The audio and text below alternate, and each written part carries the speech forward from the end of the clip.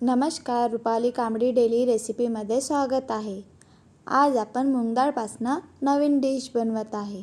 त्यासाठी साहित्य लागणार आहे। मूग डाळ रात्रभर भिजण्याकरिता ठेवलेली, साल असलेली घेतले तरी चालेल किंवा अख्खा मूग घेतला तरी चालेल। भिजायला ठेवायचा आणि मोड असलेला तो पण चालेल। मूग डाळ छान स्वच्छ धुवून टाकलेली मिक्सरच्या पॉटमध्ये घेऊया। यामध्ये कांदा टाकूया, लसूण 4-5 कळी आणि आलं। मिक्सरमध्ये बारीक फिरून घेऊया। बारीक पेस्ट करायचं। बारीक पेस्ट करून घेतलेलं एका पॉटमध्ये काढूया। इथे मी थोडंच बेसन घेतलेलं आहे। बेसन मी कढईमध्ये परतून घेत आहे। बेसनचा कच्चापणा असतो तो निघून जात असतो। थोडंच परतून घेऊया बेसनला। इथे मी 2 टमाटर घेतलेले आहे। टमाटर पण थोडा शिजून घेत आहे। छान असं टमाटर शिजलेलं आहे। मिक्सरचा पॉट घेऊया। मिक्सरच्या पॉटमध्ये टमाटरची प्युरी बनवूया। यामध्ये टाकूया कोथिंबीर। आपण इथे टमाटर चटणी आणि मूग डाळपासनं डिश बनवत आहे। यामध्ये लसूण आलं पेस्ट टाकलेलं, थोडे शेंगदाणे टाकूया, मीठ चवीनुसार मिक्सरमध्ये फिरून घेऊया। इथे मी तडका पॅन घेतलेला, थोडंच तेल टाकलेलं, त्यामध्ये जिरं टाकूया। जिरं झालं की यामध्ये मिरची सोडूया। कढीपत्ता पण टाकू शकतो। तडका झालेला आहे। चटणी पण मिक्सरमध्ये बारीक करून घेतलेली, यामध्ये तडका सोडूया। छान अशी चटणी बनलेली आहे।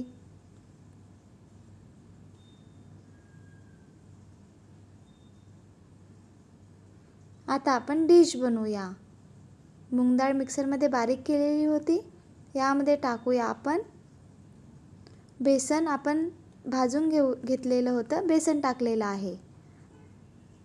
पोहा खाच्या चम्मचनी 3 चम्मच, पोहा खाच्या चम्मचनी 3 चम्मच बेसन टाकलेलं। शेंगदाण्याला बारीक मी मिक्सरमध्ये करून घेतलेलं होतं।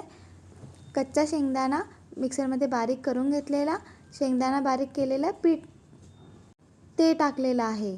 चवीनुसार मीठ, लाल तिखट, हळद आणि छान असं मिक्स करून घेऊया। आजची डिश जो डायटिंगवर आहे किंवा ज्यांना वजन कमी करायचं आहे ते पण ही डिश बनवू शकता। यामध्ये मी पनीर टाकत आहे।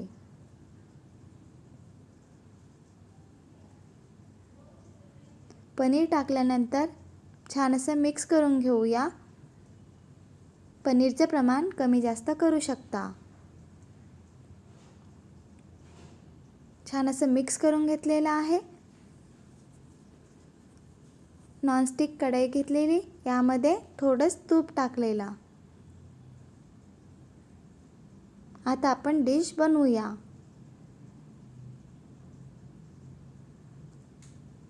ज्यांना तेलकट खायचं नसते, ज्यांना वजन कमी करायचं आहे ते लोक ही डिश बनवू शकता आणि खाण्यासाठी पण ही डिश पौष्टिक आहे। माझ्या घरी माझ्या बाळाला तसेच माझ्या घरी सगळ्यांना ही डिश खूप आवडलेली।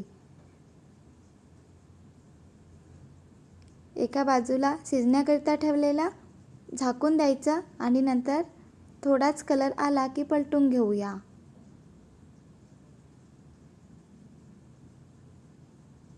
मीडियम गॅसच ठेवायचा आणि मीडियम गॅसवरच ही डिश आपल्याला शिजवून घ्यायची आहे।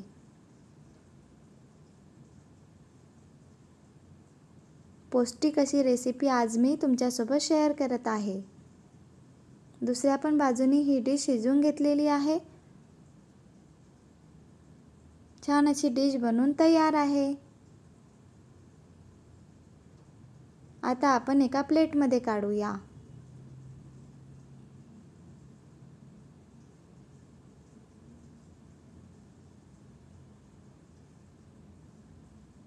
खूप सोपी आहे ही डिश बनवायला आणि मुलांना आपण टिफिनवर पण देऊ शकतो. मुलांसाठी पण ही डिश खूप पौष्टिक आहे.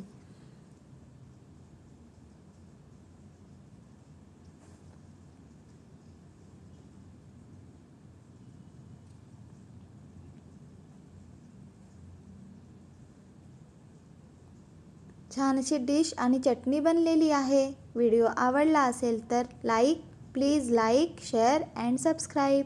या प्रकारे तुम्ही पण बनवून बघा. खूप पौष्टिक अशी रेसिपी आज मी तुमच्यासोबत शेअर केलेली आहे. Bye bye.